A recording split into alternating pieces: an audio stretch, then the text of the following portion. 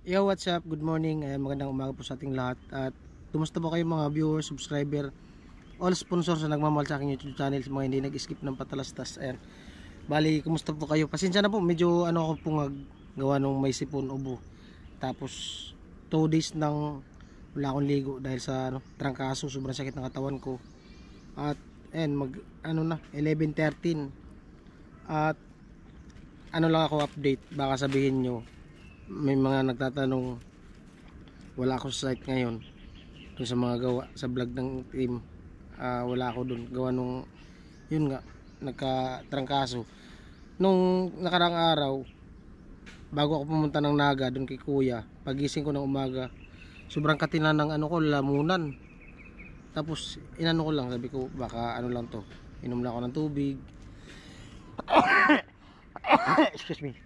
Tapos naligo ako bago ako nag-travel pa Naga. Sobrang init. Tapos dumating sa Naga, yun, naano ko sila na kuya, na-meet ko nga at nagpa-check up.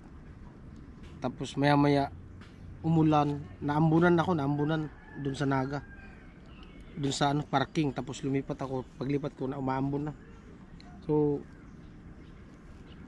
nagtambay kami dun sa apartment sa boarding house ni Bunso. At habang nag-edit ako, nakatulog ako doon. Gawa nung parang iba yung pakiramdam ko.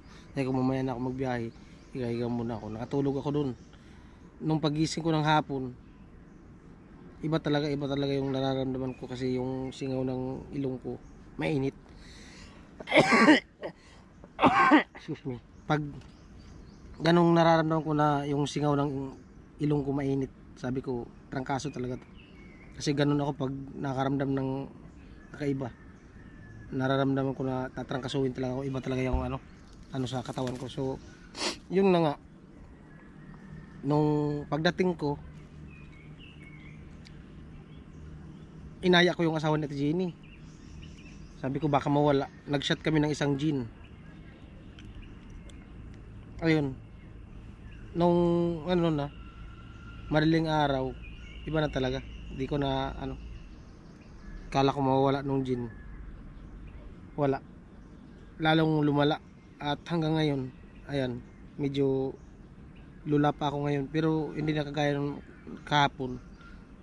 Na lang siguro yung sa dala ng ubo, sobrang sakit ng ako dito, ubo.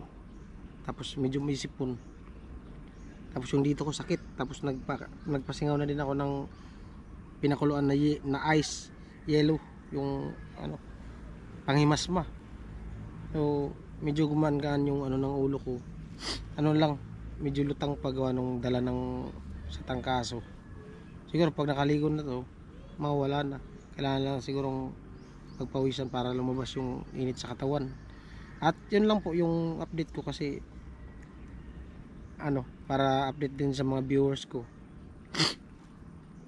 Mahirap magkasakit, lalo pa at may mga vlog, kailangan mag-vlog. Yun na yung namin yun na yung, kumbaga yun na yung source of income ko, yung pagbablog. Pag ganitong may sakit, wala, hinto yung anak buhay. Mahirap magkasakit, lalo pa at wala kang pera, mahirap. Buti ganito lang trangkaso, kahit paano na pa man. Mahirap na kung makumpine sa ospital. Yun yung pinakamasakit, na wala kang pera, mamamatay kang nakanganga. So yun lang po, update sa mga viewers ko.